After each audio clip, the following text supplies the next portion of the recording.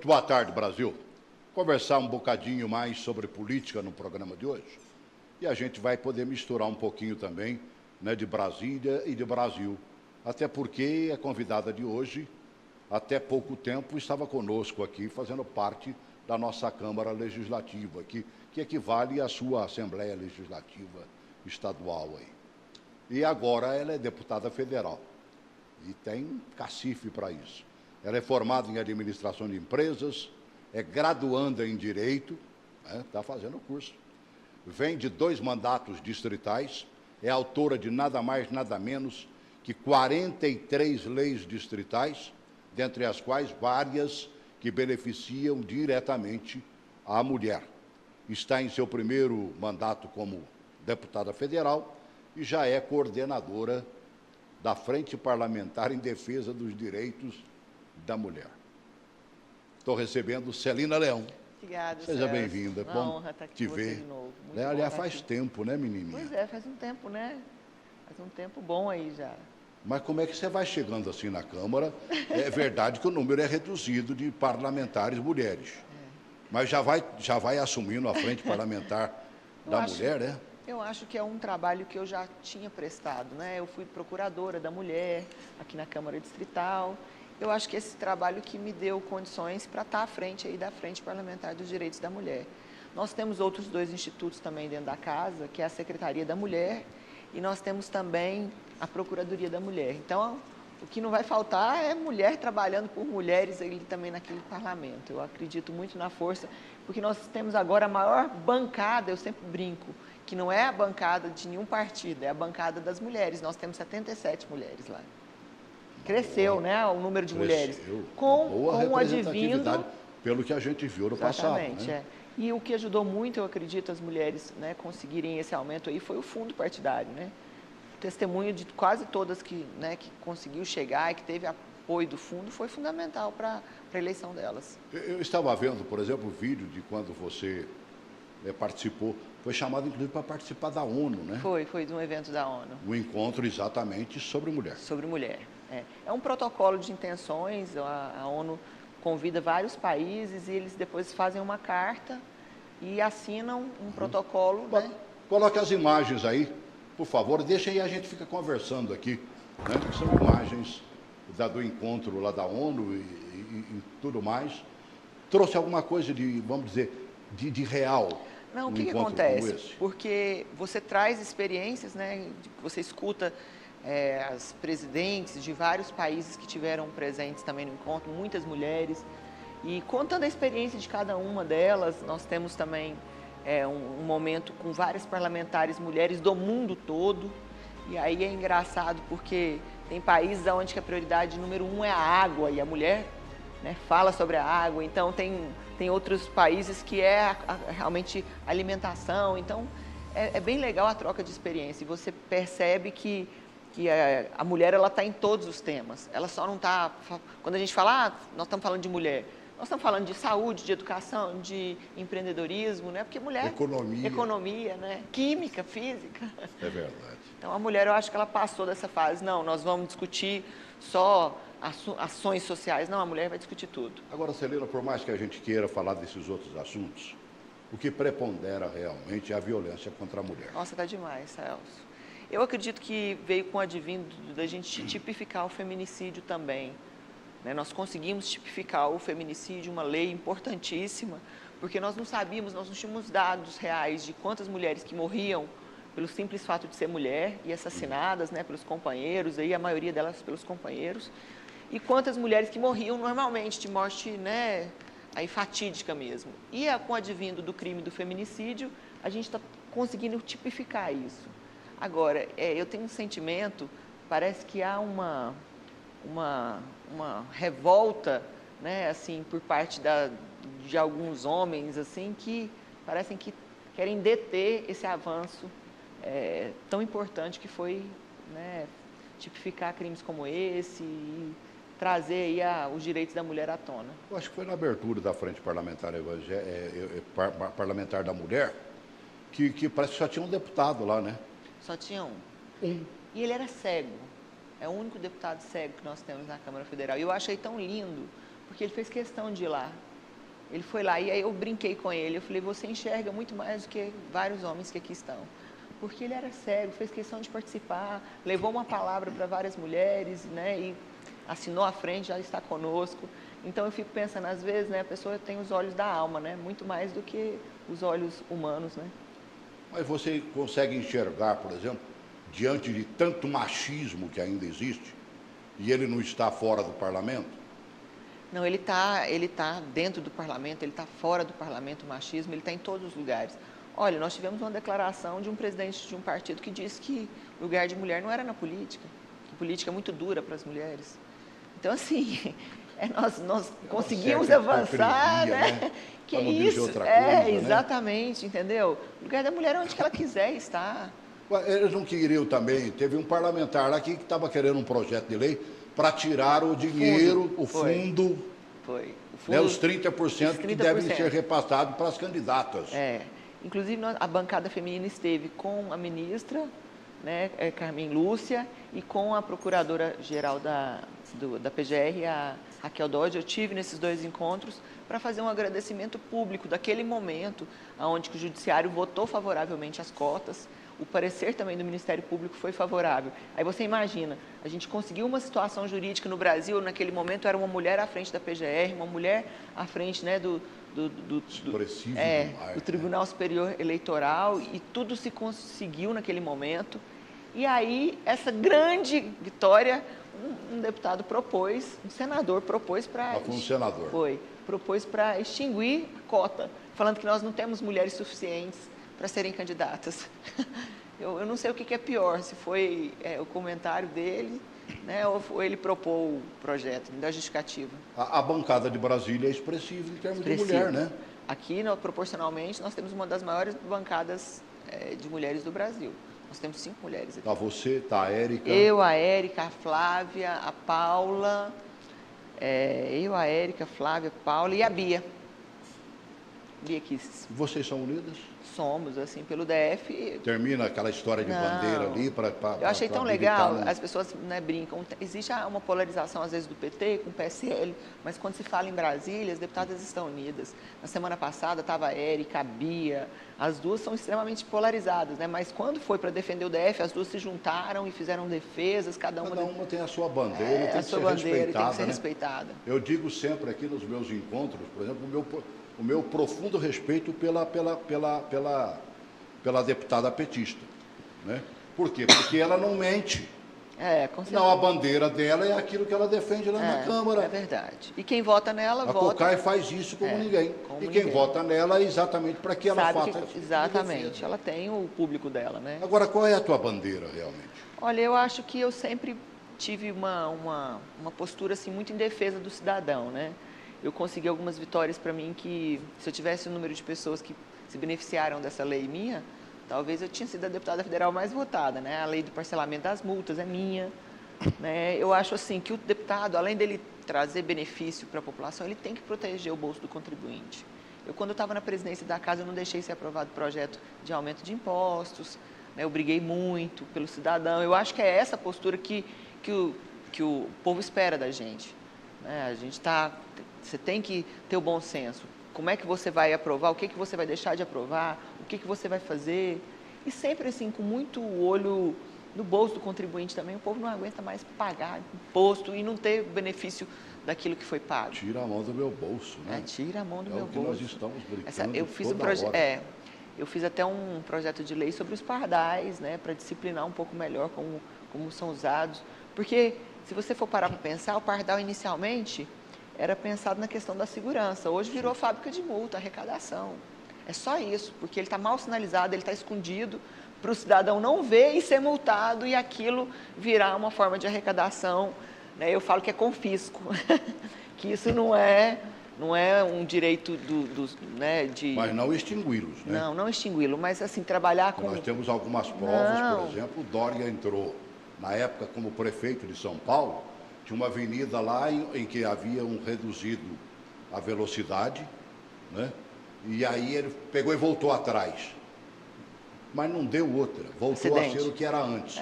O número de desastres, de acidentes... É muito mal sinalizado. Eu acho que a gente precisa de melhorar e disciplinar a sinalização. Nas rodovias, então, é um absurdo o que acontece nas rodovias, né? Porque não tem sinalização. Então, quando você vê, você já foi multado. Você precisa de ter sinalizações mais adequadas, principalmente para os pardais das rodovias. Não era melhor fazer educação, não? E fazer com que, poxa, a velocidade aqui é de 80 km por hora, vamos andar 80 km por hora? Eu acho isso, mas o problema até a gente chegar nessa sociedade que a gente gostaria de ter, entendeu? Você tem que ter medidas um pouco mais enérgicas, né? Não tem como você falar assim, não, eu vou extinguir totalmente os pardais. Ele precisa de ser usado e bem usado e disciplinado. Eu acho. Eu, por exemplo, eu torço para que o Denatran venha e aprove. Estão colocando aqueles pardais diferentes, até aqui em Brasília, já foi feito em São Paulo também, em que ele mede a distância e a velocidade praticada. Sabe, porque aí nós vamos ter que aprender a andar, 60 por hora, 60 por hora, 80 por hora, 80 por hora. São Paulo tem a maravilha de 110 km por hora nas suas rodovias, estradas, né? Não é mesmo? Né? E que tem condições de receber um trânsito mais pesado, né? Com maior velocidade. Mas assim, o que eu acho que eu sempre fiz pelas pessoas, né? Você perguntou assim, Celina, qual que é a sua bandeira? Eu sempre defendi muito essa questão do bolso do contribuinte, das mulheres, né? A pasta também, dessa questão da educação também é uma questão que sempre, né, teve junto no nosso mandato. Então, eu acho que o servidor público também, a gente sempre defendeu muito.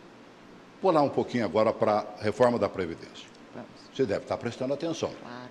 Queira ou não, você é um voto, e um voto tem um peso, né, claro, menina? Com certeza. Para achar 308 não vai ser fácil, né? E aprovar, não vai ser brincadeira. Você está de que lado dessa bandeira aí? Olha só, eu estou do lado do Brasil, né? Eu acho que você precisa de pensar essa questão da Previdência com muita maturidade, não é de você estar nem na oposição e nem na base. Sim. Né? O que a gente pensa? Algum projeto precisa de ser votado. Mas tem algumas questões que estão nesse projeto que são muito sensíveis e que eu acho que dá para retirar isso e o projeto avançar.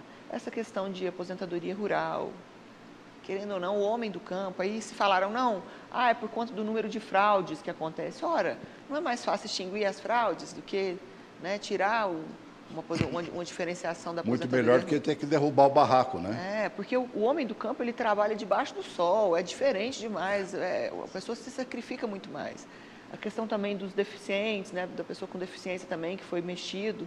Então, assim, eu sempre brinco, eu acho que talvez foi até aquela questão, põe o bode na sala, né? Para tirar essa perfumaria que veio no projeto, né? Para que você aprovasse um projeto melhor. Acho que até essa perfumaria foi colocada exatamente para que houvesse... Eu acho que talvez até de propósito, alguma coisa para ser retirado. Para ser retirado, né?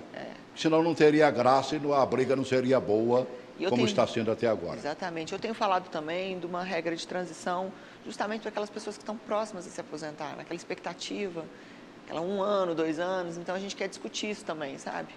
Porque é difícil você mexer na expectativa de direito, entendeu? Então, mas que o projeto, a gente tem que votar um projeto de previdência, nós temos. A economia espera isso, o Brasil precisa desenvolver, então, meu entendimento é esse. Ou faz ou faz. Ou faz ou faz. Claro, garantindo os direitos também das pessoas que mais precisam. Até que ponto, por exemplo, você como deputada distrital de 2 mandatos, acompanhou muito de perto, até como boa crítica dos gastos realizados dentro do governo e tudo mais. Sim. Até que ponto uma reforma vai beneficiar os governos estaduais e o próprio governo distrital aqui? Olha só, a Previdência, a expectativa, eu acho que ela é muito mais econômica, do ponto de vista econômico, do que do ponto de vista da realidade, porque isso você não vai ter um resultado desse a curto prazo. Previdência é anos e anos, né? É um projeto que você vai sanear o governo, não só do Bolsonaro, mas os próximos governos que virão. Então, eu acho que a expectativa, e o que o ministro Paulo Guedes tem colocado para nós, é de fazer uma melhor distribuição também para os estados. Ele tem falado que essa federalização do Brasil realmente ainda não aconteceu, e não aconteceu mesmo, porque o recurso fica na União e não vai para o município. Andaram fazendo alguns encontros de governadores. Exatamente. Compareceram quase todos. Quase todos. Né? E tudo mais, mas de repente você não está vendo isso mais acontecer. Formaram um bloco, por exemplo, do Sul-Sudeste. Se reuniu pela 2ª vez, no finalzinho da semana passada, né? E eles estão fazendo o possível e até o impossível para chegar com alguma coisa na mão. Quer ver? Coloca aí, por favor. Os representantes dos 7 estados das regiões Sul e Sudeste assinaram um protocolo de intenções para compartilhar informações em 10 áreas, como segurança, educação, transportes e desenvolvimento econômico. Compartilhamento de informações e objetivos que começaram já hoje com as equipes de secretários aqui, integrantes deste COSUD. Foi a agenda econômica que ganhou mais destaque no encontro aqui no Palácio dos Bandeirantes. A reforma da Previdência é vista como prioridade para os estados. Os governadores ainda assinaram uma carta de apoio à reforma. Ao Congresso Nacional, como representante legítimo da população brasileira, cabe o posicionamento sobre a reforma da Previdência, defendendo o equilíbrio das contas públicas, combatendo privilégios, protegendo os mais pobres e vulneráveis. O consórcio defende a aprovação imediata para enfrentar o déficit que atinge estados como Minas Gerais, Rio de Janeiro e Rio Grande do Sul. Só no orçamento do Rio Grande do Sul são 12 bilhões de déficit do sistema previdenciário, ou seja, o servidor paga os 14%, o Estado paga 28% e ainda faltam 12 bilhões. Quem é que paga os 12 bilhões? O povo gaúcho, através da precarização de serviços, porque o Estado deixa de ter esses recursos para colocar nas estradas, na segurança nas ruas, na saúde e na habitação, em diversas áreas, nos equipamentos hospitalares, tudo aquilo que a população nos demanda, metade da receita líquida de ICMS do Estado, ao invés de voltar em serviços, nós arrecadamos para pagar o sistema previdenciário. Esse foi o segundo encontro do Consórcio de Integração Sul e Sudeste. Os 7 estados juntos representam 70% da economia do país. A próxima reunião será em Gramado, no Rio Grande do Sul, no fim de maio. Brincadeira, 70% da economia do país em 10 governadores, menina. É a força, né, Sul-Sudeste. Estados, Sul-Sudeste, São Paulo, né, principalmente, que é uma potência, né? Agora, grande bancada também. Isso não deveria estar acontecendo com governadores de outras regiões do Brasil? Sabidamente, o Nordeste não está rezando no terço desta reforma. Os governadores do Nordeste são mais ligados um pouco à esquerda, né? Na primeira reunião que teve com o Bolsonaro, tanto que todos eles não vieram e cada um tinha um motivo diferente, né? Deus se justificou, mas foi sintomático, né? Quando ninguém do Nordeste apareceu na reunião com o Bolsonaro, aquilo era um recado, o Nordeste não está com você, né? Mas eu acho que faz parte da política, porque você não pode querer ser governador e ter todo mundo do seu lado, aliado. Vai ter sempre, a oposição, ela sempre vai existir, é saudável. Eu sempre falo que a oposição nos faz crescer, é igual concorrência, né? Você fica melhor, entendeu? Então você tem que ter oposição mesmo. Você, afinal de contas, faz o que hoje na Câmara? Oposição ou situatória? Não, o nosso partido, o PP, ele não faz parte da base e não faz parte da oposição. Então nós estamos numa neutralidade, está bem, independente, podendo votar do jeito que a gente achar que a gente pode votar, né, com a nossa consciência. Então isso para nós é muito importante. Eu sempre fiz isso, né? Sei, você é uma eterna brigadora, né? Então, você fez isso como ninguém na Câmara Distrital. Na Câmara Distrital, eu nunca segui... Chico Vigilante aqui, eu digo. né? Esses dias para trás eu fui na Câmara, brinquei com ele, falei, você deve estar com saudade de mim, né? Porque com quem você está brigando ultimamente? Não há inimizade entre vocês dois, Não, né? não há. Eu acho que você tem pontos de vista diferentes, você briga às vezes, mas assim, aquilo é do parlamento, né? Não tem nada pessoal, nem personalíssimo, não. E lá na Câmara Federal já achou uma boa briga, não? Eu tive não é briga, né? Eu tive algumas disputas lá com o pessoal do Estado de Goiás, né? Com os deputados do Estado de Goiás, porque a gente tinha aquela medida MP 862, uma expectativa muito grande de que Brasília fizesse parte do Estatuto da Metrópole, que era essa mudança legislativa que a MP propunha, e o Estado de Goiás não quis. Aí a gente teve uma disputa boa, um entreveiro, sabe?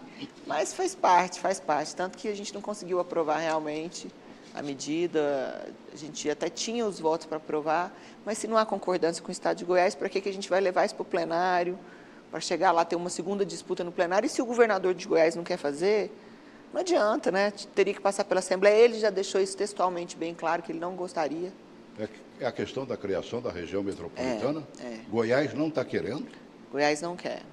Não quer. Estranho, né? Ué, mas eles é que vivem de pires na mão aí e reclamando que o Distrito Federal não presta atenção nas cidades que nós chamamos de entorno. Eu não gosto desse nome, mas é como ela é conhecida. Né? Da RID, né? É. E assim, o que ia permitir? Quando essa lei foi criada, o Estatuto da Metrópole, o Distrito Federal erroneamente ficou de fora. Porque se nós somos município e Estado, nós tínhamos que estar no Estatuto da Metrópole. Nós somos também município. E o que a gente poderia fazer com isso? Nós somos município. Aqui na divisa, temos um outro município, nós poderíamos fazer convênios, poderíamos fazer gestão conveniada, mas aí... Integração de transporte, tanta coisa. Os nossos vizinhos, mas o Estado que de Goiás quase não sempre quis. militam em Brasília, O governador Caiado estão pagando não uma quis. nota preta de passagem de ônibus. Porque você que é de fora de Brasília, você simplesmente pula o corguinho aqui que separa o Distrito Federal de Goiás, eles pagam passagem interurbana. Não é um absurdo. É um absurdo. Meu Deus, ali é pior do que interurbana, é interestadual. Aí eu virei uma leoa mesmo. Eles saem do Estado de Goiás e entram para o Distrito Federal. Eu fiquei brava no dia. Porque eles quiseram fazer política com isso, sabe? E assim, você até pode fazer política, mas você não pode deixar de beneficiar as pessoas fazendo sua política. Entendeu? Não dá, isso já está em desuso. Porque se você for parar para pensar, qual era o medo? Não, olha, vai invadir a autonomia do Estado de Goiás. Que isso? Não, e outra coisa, se você for pegar o número de pessoas que o Distrito Federal atende, seja na área da educação, na área da saúde, e nós atendemos essas pessoas do entorno com muito carinho. Eu sempre defendia esse pessoal, eu sempre estive na campanha do entorno, então eu posso falar isso com muita propriedade. Eu não sou uma pessoa que não está nas nossas regiões, eu estou sempre, eu vou no Novo Gama, eu vou em Valparaíso, estou em Lusiânia, eu estou sempre muito presente nessas cidades. Então, para nós que vivemos aqui do lado, é muito doloroso não poder chegar lá com os benefícios. Você tem conversado com prefeitos dessas cidades? A gente tentou, e o que aconteceu? Eles foram iludidos, assim, eu acho que numa tentativa de... Porque primeiro se falaram, não, vamos criar vamos ampliar 20% o fundo constitucional. Aí o governo não quis, o governo federal não quis. Aí eles queriam pegar 20% do nosso fundo. Falei, poxa, o governador propõe a medida provisória para o Temer, o Temer propõe, e vocês querem mexer no nosso fundo? A ideia não era essa, entendeu? E nós não temos margem para isso, porque nós gastamos hoje 90% do fundo constitucional para pagar a folha. E os 10% que sobra é para administrar a folha. Então, nós não temos recurso do fundo constitucional sobrando. Inclusive, é complementado isso, né? É complementado. A gente paga 100% da segurança, a gente paga 50% da educação, e a saúde a gente paga integral. E o Ibanez está indo de pires na mão lá embaixo. Quando eu falo lá embaixo é porque o governo do Distrito Federal fica na parte alta, né? Pega a torre de TV, que é o miolo de Brasília, na parte mais alta fica o GDF, lá na parte mais baixa, né, exatamente, fica o Complexo Administrativo Federal. Exato. E o Ibanez está indo lá, fazendo visita e tudo mais, tentando melhorar. Claro, o caixa, o fluxo de caixa. Esse fundo aí, e não consegue, né, menino? Não consegue, é difícil, porque o momento que nós estamos vivendo, votando Previdência, né, ele até mandou o reajuste da Polícia Civil, né, e aí o ministro ainda não deu nenhum sinal verde para isso, porque o momento é muito delicado do Brasil. Vou falar um pouquinho da Celina Leão agora nas suas atividades parlamentares. Estava vendo, você buscando cuidados odontológicos para crianças de 6 a 12 anos. Tratamento preventivo. Nas escolas. Nas escolas. Isso já não existe, não? Não é obrigatório. Mas no meu tempo já do grupo escolar, Celina, tinha o doutor Alcido Rota, eu lembro até o nome do dentista. Mas você sabe que eu morei também no interior de Goiás e lá tinha também um flúor e tal, né? Que pessoas passavam, mas era mais um programa municipal do que um programa do Estado, do Brasil. Não é obrigatório.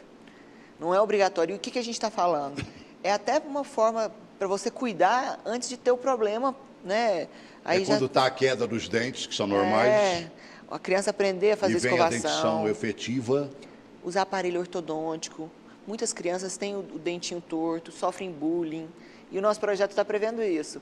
Até a prevenção, eu recebi o projeto, uma sugestão, inclusive, eu sempre tive uma boa relação com o CRO daqui, o Dr. Samir, a época que esteve, sempre tive muito presente. Sim. E eles levaram essa ideia e eu abracei, achei maravilhoso o projeto, protocolei, e está um sucesso. Tanto que ele está sendo copiado já em alguns estados, porque o estado já poderia fazer, né? Seria mais prático, É prevenção, é prevenção. Você vai trabalhar com esse aluno na prevenção. É muito mais barato também, né? Vai se evitar um gasto futuro enorme. Enorme. Nós sairemos do país das dentaduras. Da dentadura, da cárie. Meu Deus do céu. Né? Você fez uma colocação, por exemplo, num projeto lá, limitando taxas de juros. Você está mexendo num fuzuê aqui. Nossa, menina. isso aí é... É uma caixa de marimbondo que eu estou com peninha de você. Eu sei, porque a briga é grande, Limita taxa de juros a ser cobrada nos financiamentos concedidos pelas administradoras de cartão de crédito. É um absurdo o que a gente paga de juros hoje. Olha, o que a gente paga de juros, eu fico vendo muito servidor público endividado, aí quando você vai pegar, e por que ele se endivida? Ele gasta 3 mil no cartão, ele não consegue pagar no primeiro mês, um juro de 10%, quando ele veio, em um ano a dívida dele dobrou. E qual o salário que dobra em um ano? Qual o rendimento que dobra? São 400%. É um absurdo. Para não arredondar para 400, 300 e tarará. Tarará, isso mesmo. Então, cresce 3 vezes. Então, assim, eu acho que a empresa privada ela tem que ter lucro, mas ela não pode ter um lucro exorbitante. Isso em nenhum país do mundo. Vai olhar em nos países desenvolvidos, se eles têm coragem de cobrar um juro desse do cidadão. E outra coisa, o Brasil só dá crédito para quem não precisa de crédito. Para o pobre, que muitas vezes precisa de crédito, ele não tem crédito. É um juros altíssimo. Mas se você estiver bem, com dinheiro na conta, com muito patrimônio, você consegue dinheiro barato. Aí é o risco e tal. Tudo bem, mas o Brasil precisava de ter um pouco mais, né, de incentivo às pessoas que precisam de crédito, não esse valor exorbitante que tem de juro. Outra sua. Dispõe sobre fixação de obstáculos nos limites, nas quadras ou conjuntos residenciais. Aí eu pensei que era só do DF, né? Mas não, estados e Distrito Federal. O que é isso? É o seguinte, esse projeto de lei ele vem justamente para atender o Distrito Federal. Nós temos áreas consolidadas como Cruzeiro, Taguatinga, algumas áreas que já estão consolidadas e que não podem se manter fechadas. Entendeu? Então, assim, esse projeto ele possibilita os estados que querem normatizar isso, poder fazer, né? E o Distrito Federal também, falta norma. Ainda é aquela velha história, por exemplo, do Cruzeiro? Exatamente. Onde os prédios fizeram como é que chama? Um gradeamento em volta. E agora eles queriam tirar aquilo. Lá na QNL também, eles pediram para tirar. A mesma coisa. A mesma coisa. Então, assim, a pessoa tem que conseguir manter pelo menos aquilo que ela já fez. Você imagina como é que a pessoa hoje vai viver com a insegurança que está, faltando, né, segurança pública mesmo, porque a gente tem dificuldade com isso, sem as grades na porta de sua casa. A lei nós estamos vivendo atrás das grades. Exatamente, o cidadão vive preso, né? Mas se ele não tiver direito nem de se proteger, pergunta assim para os moradores do Cruzeiro o que significaria eles arrancarem aquelas grades dos prédios deles. Não gostaria nem de imaginar. Eles não gostariam disso. Então, assim, a lei tem que vir para servir o homem, não é o homem servir a lei, né? Então, nós pegamos essa sugestão, inclusive, do próprio Poder Executivo aqui local, para a gente já regulamentar lá nacionalmente. E você acha que, partindo desse princípio, dentro do Congresso Nacional, você teria mais facilidade? Porque aqui nós não tivemos. Pois é, mas é por isso, justamente porque nós não tinha lei, né? E isso já foi julgado, né? Então a gente tentou trazer essa legislação para dar uma luz para resolver a questão jurídica. Nós temos dificuldade jurídica aqui para resolver. Isso não mexeria com a área tombada? Não, não mexe. Que nós chamamos de plano piloto? Não, isso não mexeria. Ou seja, para quem, né, o avião de Brasília, que, olha, não é avião, viu? Lúcio Costa dizia que era uma borboleta. É porque já está consolidado e você precisa de uma lei dessa, você precisaria de uma regulamentação local, né? Para ela ter uma clareza do seu uso. E a regulamentação local que iria fazer essa previsão, né? Então, a gente sabe que aqui, questão do plano piloto, o tombamento, não poderia. Mas aonde que já está consolidado, como no Cruzeiro, Ceilândia, a pessoa não consegue nem se manter hoje do jeito que está. Então, acho que a legislação vai resolver. Tem que ser resolvido. Tem que ser resolvido. Hoje, eles estão na ilegalidade. Totalmente. Totalmente. Eles não... É muito frágil a norma, né? E o próprio Estado quer resolver, mas não tem legislação para isso. É engraçado isso. Se não há lei, cria-se uma lei. Cria-se uma lei. É o que você está tentando lá? Outra sua, alterando... Esse aqui eu não entendi absolutamente nada. Fale. Entendeu? Por isso é que eu acho que você está fazendo direito e tudo mais, porque tem uns negócios ali, eu não manjo absolutamente nada, né? Altera dispositivos da Lei 13.105, que é de março de 2015, Código de Processo Civil, possibilitando a realização de procedimento de produção antecipada por via administrativa. Troca por moedinhas, não vou nem... A menorzinha que nem existe mais, de 1 centavo. É o seguinte, você vai conseguir agilizar os processos jurídicos. Porque, por exemplo, quando você... Essa lei civil, ela é demoradíssima, né? Ela, às vezes, passa anos sem a pessoa conseguir resolver. E você vai poder, administrativamente, antecipar a prova. E o processo ser mais rápido. Então, é algo bem positivo, sabe? A pessoa vai poder antecipar a prova. Junta entregar nisso aí, né? Antes, para né? que os advogados também facilitem a vida do juiz, né? Porque se você consegue protocolar uma prova antes, você consegue, às vezes, até resolver ali de forma mais rápida. Você tem visto hoje, por exemplo, né, a quantidade de resoluções de bom, né, de bom chegar, por exemplo, tá bom para mim, bom para você, Acabou. como diz o Portignoli, né? O código está acontecendo isso direto, né? Porque o Código de 2015, ele trouxe explicitamente que é prioridade a conciliação. Então, se der para conciliar, o magistrado ele precisa de procurar a conciliação. Então, ele Celina, eu deixei mais para o final, para a gente falar um pouco, sabe, eu não chamaria de desgoverno, mas a falta de habilidade de governo, ou sei lá, é difícil governar, não é fácil, agradar todo mundo. Nem Jesus Cristo conseguiu fazer isso, né? Esses embates que estão acontecendo, sabe, uma hora o presidente da Câmara fala uma coisa, outra hora é o presidente do Senado que fala outra coisa, é o próprio presidente da República dando seus pareceres. Eu vi agora, recente, né, o cidadão que foi colocado para essa comissão especial que vai debater a reforma da Previdência. Quando o Bolsonaro disse que poderia ser de 1 bilhão e 200, não é isso? Cairia para 800 milhões. O próprio cidadão fez uma crítica, pedindo que o presidente não falasse mais, que essa ingerência complicaria mais do que facilitaria a busca de uma aprovação. Como é que você está vendo isso? Tem hora que cheira a picuinha, eu né? fico brincando que o governo Bolsonaro ele não precisa de oposição. É engraçado isso lá na casa, toda semana acontece alguma coisa criada pelo próprio governo.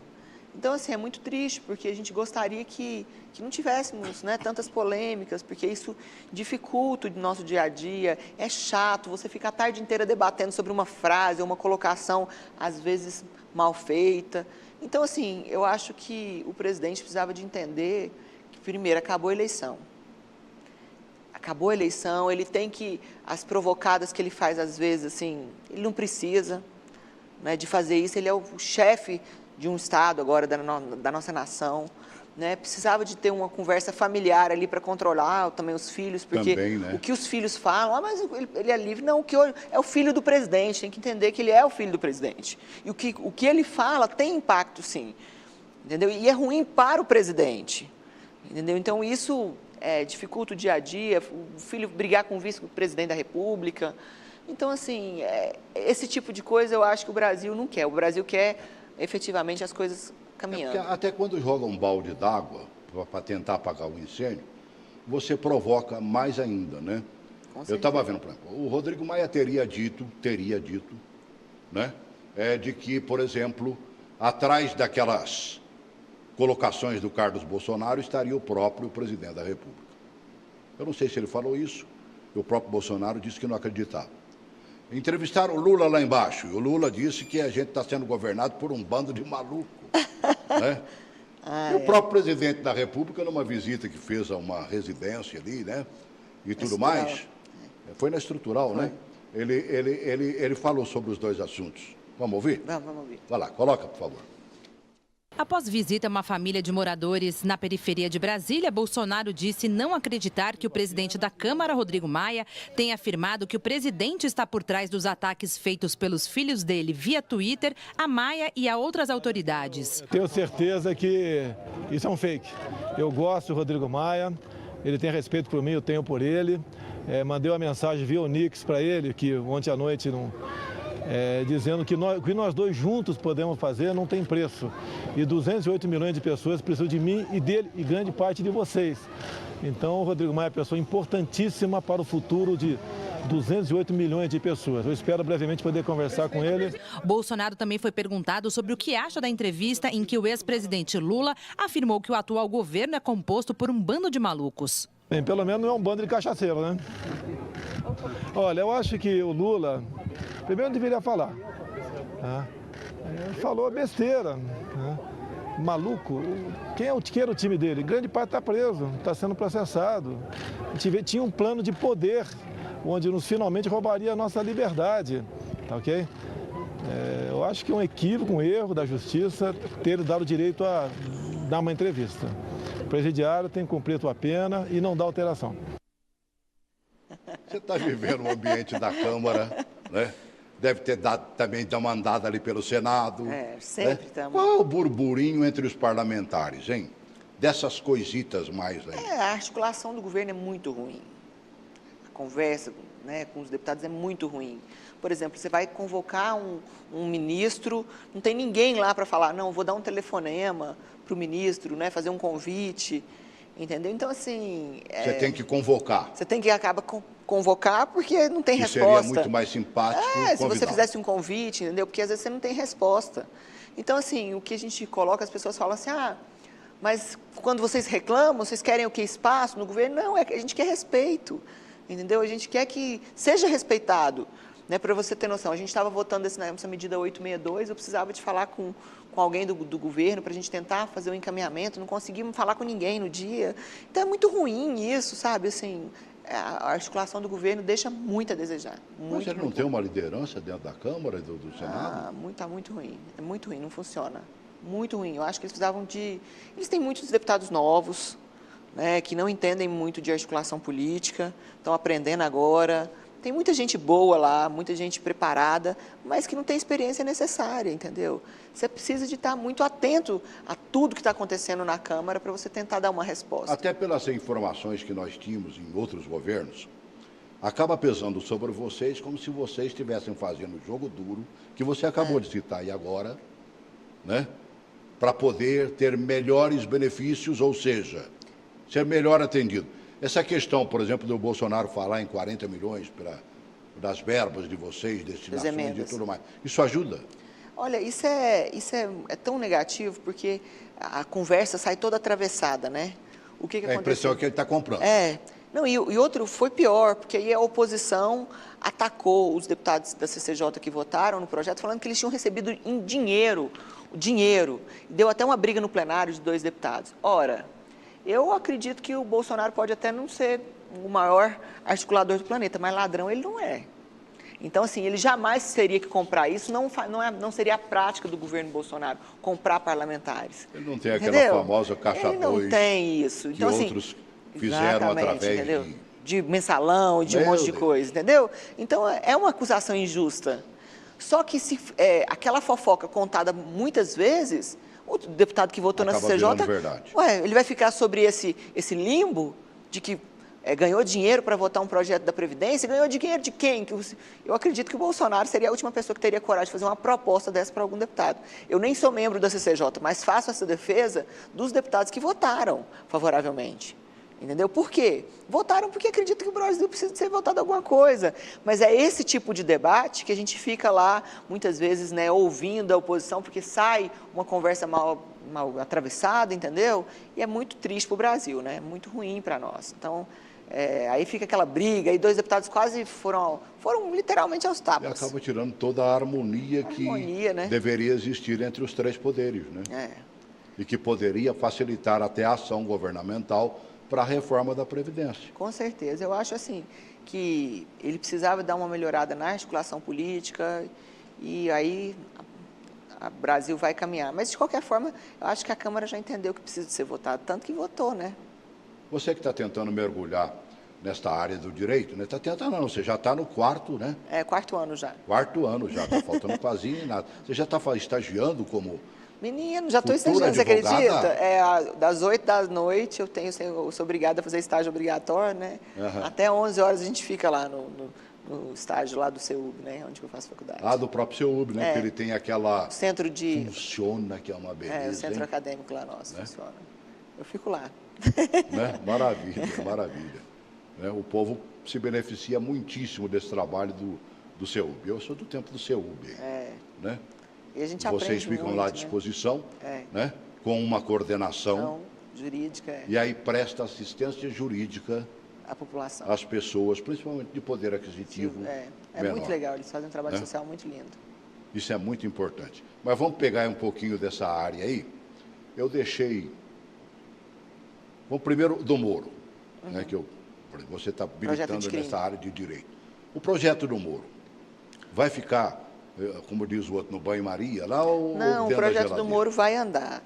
O problema é o seguinte, o projeto do Moro não podia ter sido, não tem condição dele tramitar junto com o projeto da Previdência, porque aquela casa ali... Seriam duas pauladas ao mesmo tempo. Não, né? Não iria andar nenhum nem outro. Verdade. Olha, semana passada nós não tivemos votação nominal no plenário. Por quê? Por causa da CCJ lá aberto o tempo todo, os deputados todos participando, querendo discutir a questão das... Como é que vai ter dois projetos importantes como esse, votando ao mesmo tempo? Até porque se você abrir a sessão do plenário, eles têm que parar na CCJ. E aí eu quero fazer uma defesa aqui do nosso presidente, do Rodrigo Maia. Quando ele fez o questionamento para o Poder Executivo de qual seria o projeto prioritário, o Bolsonaro sinalizou que seria o projeto da Previdência. Em segundo momento, poderia ser votado o projeto do Moro. E ele automaticamente determinou que fosse criada uma comissão, inclusive a deputada Margarete, que é do nosso partido, participa nessa comissão. Ela é uma jurista, ela é mestrada, ela é bem preparada, ela que está coordenando esse grupo. Foi a vice-governadora do Piauí e está discutindo o projeto já está avançando, tem muitas melhoras já no projeto, o projeto precisa de ser melhorado. Então, quando esse projeto for para ser votado, ele vai estar muito melhor do que ele chegou. Quer dizer, lá dentro das comissões, o grande problema da Câmara dos Deputados, do próprio Senado, da Assembleia Legislativa nossa, que é a Câmara Distrital, e das outras aí no seu estado, não há divulgação do trabalho das comissões. É uma tristeza, né? Se o brasileiro soubesse o que é feito nas comissões, é tão rico, realizado, tão maravilhoso aquele momento, nossa, é muito bom. É um momento que você pode colocar emendas, que você discute com a sociedade. Hoje, por exemplo, eu estou fazendo um debate à tarde sobre doenças raras, porque eu sou relatora de um projeto, e aí eu quero escutar a sociedade sobre esse projeto. E não são poucas. Não são poucas. Eu já fiz programas sobre isso aqui.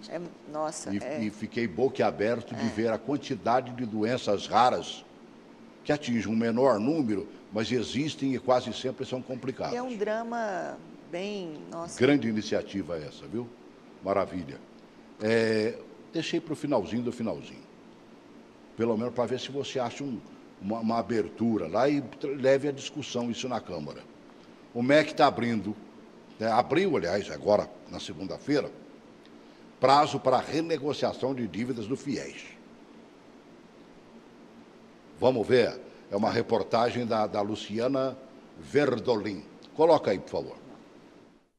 Alunos que estão com parcelas do FIES, do Fundo de Financiamento Estudantil em atraso, já podem pedir a renegociação da dívida. Segundo dados aqui do governo, o saldo do devedor chega a 10 bilhões de reais. Dados do Fundo Nacional de Desenvolvimento da Educação mostram que 57% dos contratos estão em atraso, 416 mil em um total de pouco mais de 727 mil contratos. A adesão à renegociação das dívidas vai até o dia 29 de julho. Pode aderir quem tem contrato assinado até o segundo semestre de 2017, sendo que o atraso não pode ser inferior a 90 dias. Segundo o superintendente de finanças do SPC Brasil, Flávio Borges, essa pode ser uma boa oportunidade para quem está com o nome sujo e quer regularizar a situação. Em qualquer renegociação de dívida, e não é diferente neste caso, a pessoa que renegocia ela tem que ter consciência do valor da nova parcela, do comprometimento da sua renda após a negociação né, e dos juros que vão ser pagos aí nas parcelas, né, embutido nas parcelas após a renegociação. Para pedir o parcelamento, o estudante ele não pode ter sido acionado judicialmente pelo banco. Os beneficiários que discutem o débito na justiça e quiserem também aderir, antes precisam desistir da ação. Quem aderir ao programa e voltar a ficar inadimplente terá o nome enviado novamente também para o SPC. Para ter direito à renegociação, o estudante terá que pagar uma entrada de 10% do débito ou R$1.000, o que for maior. A Luciana Verdolim é na nossa gloriosa Jovem Pan, né? Eu caçando exatamente uma matéria sobre o FIES, vi essa da Jovem Pan lá na internet, né? Lancei mão sem pedir permissão. Desculpa, mas maravilha de matéria. Maravilha de matéria. Vamos fazer alguma coisa para que isso aconteça de uma maneira pagável. Eu acho que, dependendo da forma que for o financiamento, esse refinanciamento, se ele não tirar juros, não tirar multa, o cidadão não dá conta de pagar nunca, entendeu? Então, assim, ninguém deixa de pagar um curso porque quer. Porque o desemprego assola o Brasil. Então, ele está fazendo curso, ele geralmente tem que pagar, né? Ele tem que trabalhar para pagar o curso, né? Então, às vezes não consegue pagar e às vezes sai também, não consegue arrumar emprego. É uma confusão muito grande. É uma bola de neve. Uma bola de neve. Mas isso é uma coisa que está sendo discutida. Nós não temos, por exemplo, programas como Refis, Refaz, né? E que facilita o pagamento. Parcela lá em inúmeras vezes com uns juros bem subsidiado, pequenininho, bonitinho, até quase que total, e quando você paga em menor número de parcelas. À vista, né? A pessoa às vezes até consegue um recurso à vista para pagar, porque tem o valor do desconto, das juros e multa. Quanto mais você pagar, mais abate juros e multa, né? No Refis, nós sempre aprovamos na Câmara. E assim, eu fico pensando, isso é o retrato da nossa juventude, né? Desempregada, sem condição de pagar. E você sabe o que está acontecendo? O pior de tudo isso é que eles estão querendo agora retirar esses investimentos para esse tipo de financiamento, alegando a inadimplência, entendeu? Aí é pior, né? Eu acho que o pior aí é esse remédio que eles estão querendo usar. É amargo demais, né? Amargo demais, porque o jovem precisa disso para ter acesso aí a um ensino superior hoje ainda no Brasil. Basicamente, chegamos ao final, estamos com aqueles 2 minutinhos, né? Para você se comunicar. E eu não fiz uma pergunta. Já está sentadinha, bonitinha na Câmara dos Deputados? Já está, como diz o outro, como você estava na Câmara Distrital? Já. Como diz o outro, à vontade. À vontade. Já aprendi lá como é que você trabalha lá dentro, estou em comissões importantes, estou presidindo aí a Frente Parlamentar dos Direitos da Mulher, estou com muita atividade, trabalhando muito, mas sempre também com olhar no Distrito Federal. Na sexta-feira, segunda-feira eu estou nas cidades, andando, porque eu não quero estar longe das pessoas, né? As pessoas sentem isso muito quando o deputado vai para a Câmara Federal, e eu quero estar bem próxima aqui do... Verdade. Você sentiu isso quando foi presidente da Câmara nossa aqui. Claro, bem, é porque você se ocupa com tantas coisas, né? Você teve que ocupar 100% para presidência e acabou deixando um pouquinho. Mandato, Quando voltou, ouviu? Com certeza, né? Então agora eu não quero nem deixar, estou bem próximo também. Não, com certeza, tem que continuar. Agora, se você ainda não foi lá e a pessoa tem uma sugestão para o seu mandato? Aí eu queria aí deixar nossas redes sociais, né? Nosso Instagram, Celina Leão, nosso e-mail, celinaleão@gmail.com. Pode nos levar no gabinete, que vai ser uma honra para a gente protocolar projetos que sejam interessantes para a sociedade. Você recebe o povo no gabinete? Recebo as pessoas. Às vezes, hoje, por exemplo, depois da audiência, tem um monte de atendimentos para fazer, recebendo as pessoas, né? É claro que a gente não dá conta de receber todo mundo no mesmo dia. Claro que não. Mas a gente está tentando marcar. Mas bote uma pessoa responsável. Eu tenho lá uma chefe de gabinete, a Gisele, maravilhosa, que sempre atende as pessoas com muito carinho. Isso, peguei no colo, viu? Maravilhosa, ela né? de nascença. Ela é um doce, né? Ela é uma doce de pessoa. E a gente tem falado com os nossos servidores do gabinete para trabalhar recebendo a pessoa como se recebesse, né, aquela pessoa querida lá, para cuidar das pessoas com carinho e amor. Esse o nosso pedido.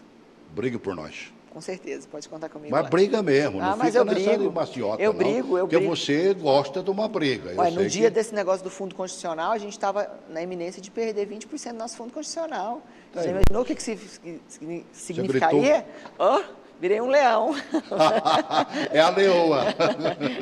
Tudo bem. Obrigada, bom te ver, Celso. Celina. Muito bom te ver também. Tudo bem? Valeu. Sucesso no seu Valeu. novo empreendimento. Aqui mais vezes. Sabe? Torça por Brasília, viva por Brasília. Nós estamos precisando. Com certeza. Bem? Obrigada. Grande abraço. Valeu. Grande abraço para você também.